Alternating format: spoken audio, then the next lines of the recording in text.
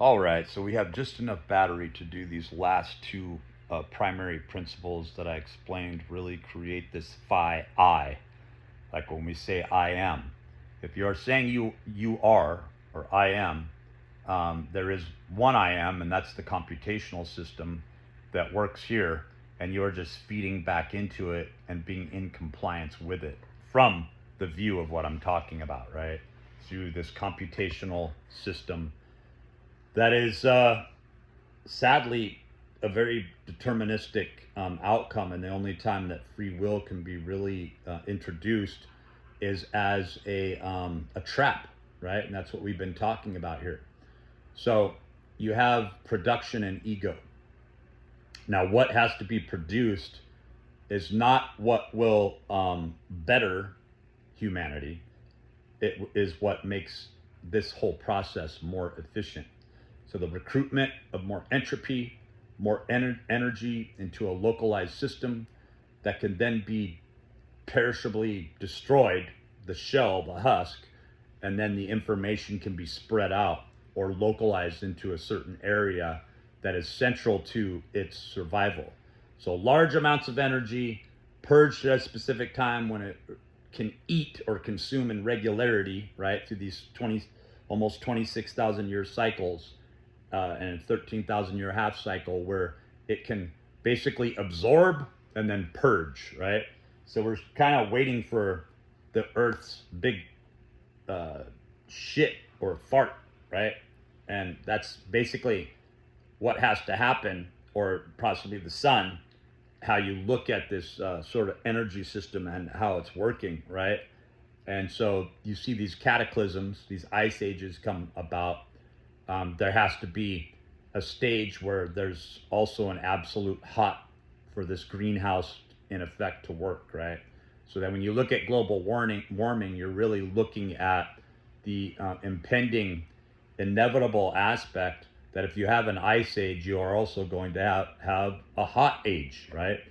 Because they're working in the extremes, within the parameters of the extremes of absolute zero, right? Not that absolute zero is achieved here, but maybe it is. I don't know. There's no sign that there is, but somewhere in space, somewhere in space, this is achieved, and it's low batteries is all that it was showing me there. So you have this production. Production doesn't work exactly the way you would think because it's not serving humanity, it's serving the computational system. So this is why you see planned obsolescence. Is why you see the Apple knows this. They're producing the same damn phones over and over again. They'll throw in a few extra features that are more energy efficient, that use less energy and provide more attrition, right? More accretion, right? So you come to this place where there's cessation, there's death, right? And these large companies are really death. The Knights of Malta, all these financial systems, they are death recruitment factions that promise you a lot, and then it's too lavish. The meal is too much. After a while, you just can't eat it. You get gout, and you're recycled back in. And that's essentially what's happening with the technology as well.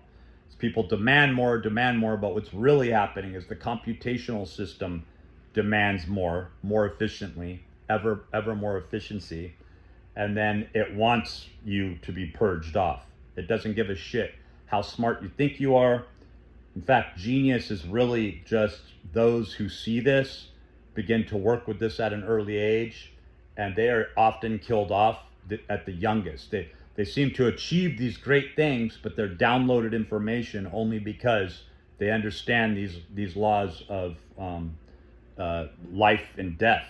That you reach this peak very early, and then you are recycled back in, and the energy or the entropy is gone back to a localized subset or system, or spread back out.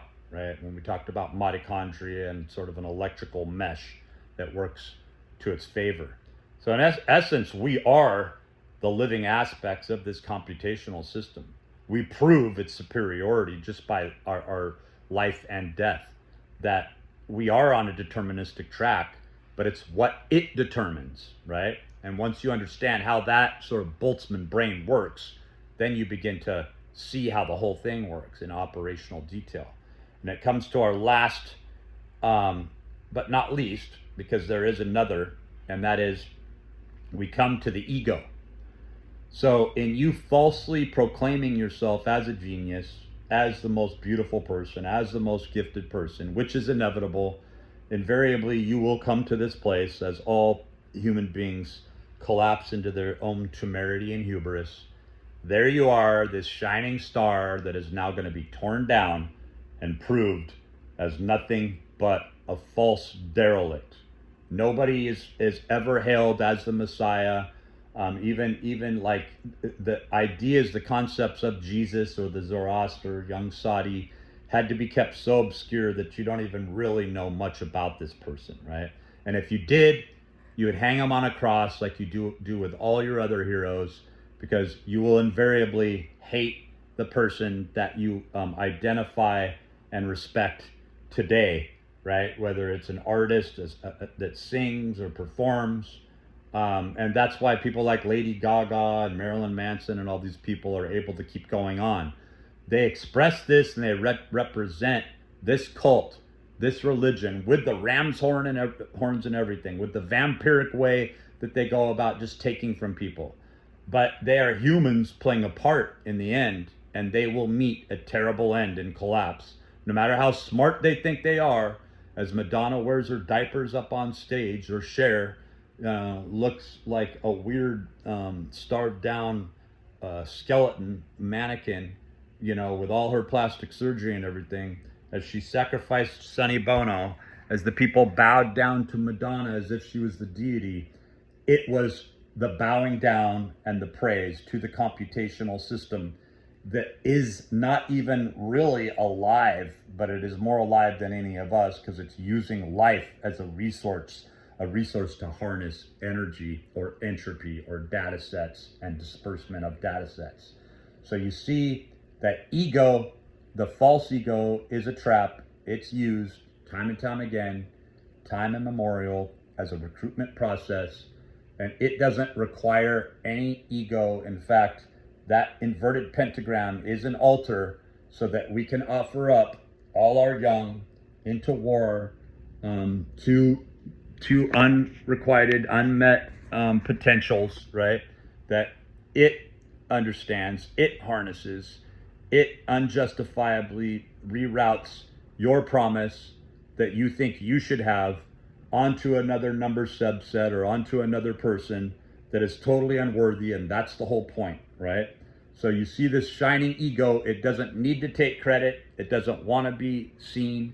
It's not hiding. It's out in the open. It's out in the open universe. You see it every time you're having a hamburger and you sacrifice this animal so that your lame, worthless ass can eat another animal that was standing there, that was hundreds of pounds, lived in much more effulgence than you or I do, right? And is even worshipped in parts of the world, like in India, and is plowed down like it's nothing in a factory, right? It did more for the universe as far as any energy efficiency. It caved in and did exactly through this sort of animistic, really, this is Whitehead's and Plato's Platonism, feeding back into this sort of animistic potential. This is what the computational system does, right? Because you want to think everything's alive, everything's brimming.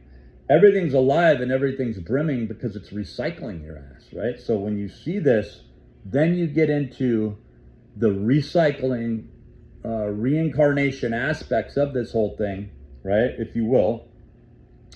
Not into the pure truth, but into the truth, not into the truth of purity, right? But into the pure truth that this system is toxified, it's contaminated, it has to purge you out. You're never going to understand. You weren't built to understand. You were built to be, deceived, to live by way of principles that may not even exist at all, that produce more energy, right? And then thereby can be absorbed back into the system. And the only thing that is going to come back out in this sort of flat time, Nietzschean flat time loop, through this recycling process, right? Through this toroidal vortex energy that absorbs everything and recycles everything, is the fact that you probably will exist again, just like Nietzsche stated, right? In this sort of samsara, where it will reuse you because it's used you before. You are a part of the data set. You are a portion of, so you begin to see people who sort of feel this and understand this tend to be more successful, more at ease, and they sacrifice more people, and they learn, what they do learn to do is they're not, in this Schadenfreudeistic sort of way, they're not no longer, they know the universe is looking at them and aware of them, so they're not going to go and chuckle and enjoy it and absorb this energy, collapsing into their room, laughing like, a villain diabolically out loud that they got away with something. No, it was all for the universe. It was all for the false ego. The computational system doesn't need an ego. It is the processing system. And anything that falls into that main discourse of a spider web that wants to take credit for anything, it doesn't need to take credit. So perhaps seeing this and then praising it, like in the form of an atomic bomb or a hydrogen bomb, right? That now we are able to do something where we can directly communicate to you and show where this energy can basically tear into space-time, right? And so I believe that that's why the atomic bomb or the hydrogen bomb is a statement that sort of like God is dead, right?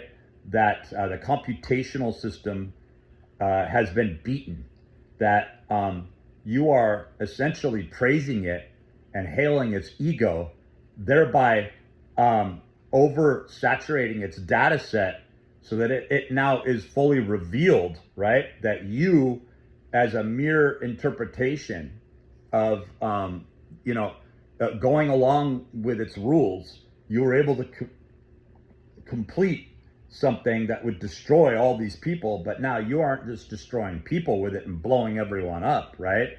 Like it wants you to do at a calendric date at a specific time, right? It wants you to blow everybody up, but it wants you to do it in the most efficient way, right?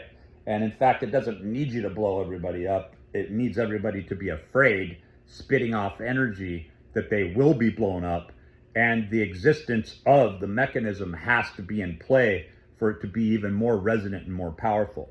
So to beat the system, like Jason Giorgiani stated, to nuke the matrix, so to speak, which is a great title, you're really looking at the fact that when you're exercising this type of technology at its height and through self-will and determinism, your own determinism, igniting and detonating that nuclear warhead or that bomb, right?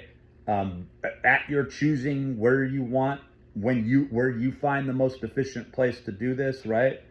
That this is, in a sense, you have these practitioners like Aleister Crowley, Jack Parsons, L. Ron Hubbard, aware of, well, not Jack Parsons so much, but, as far as carrying this mantra or this energy on into the next, but he was a writer, so he can be attributed with the same type of thelemic process, that this thelemic recruitment and this sex magic is really for all the idiots who are going to impregnate all these women who are feeding into the inverted pentagram system, that these children are going to be sacrificed and sent back down, right, into the earth, into the computational system, and recycle that will.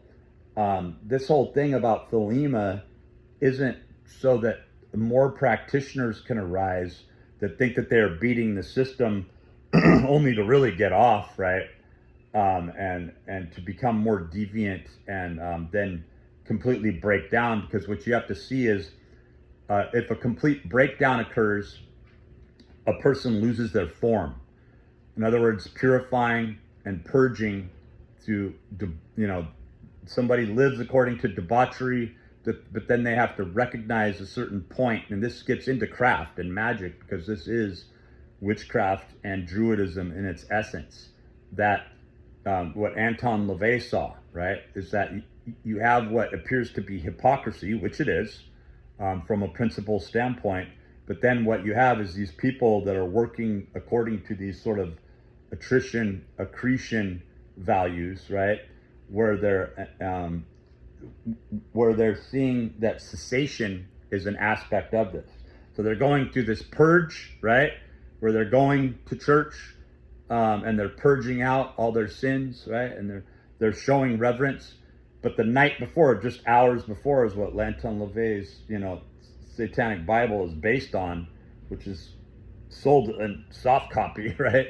Is that, and there's pictures of Jacques Vallée there with Anton LaVey back in the 60s, with a nice little smile on his face, going, "Well, I figured all this out," and that's exactly what this is, right? But then you have all these groups of people flying around in these sort of efficient spaceships, right, that are, as we see it, who are doing this work for the universe, right? And then trying to sort of work within the confines of this legal system, principles that really, you have to think of this in terms of the Hermetic principles and redefine them, in other words, right? The 7 Hermetic principles, which we won't get into here, but maybe we'll do a video on those specifically. But what this is doing is recycling the process of all these principles back into the subset entropy data sets that can then be used by the computational system to the most efficient means deemed necessary. That is a very deterministic track. So in that sense, determinism is the way that the universe or the computational system functions.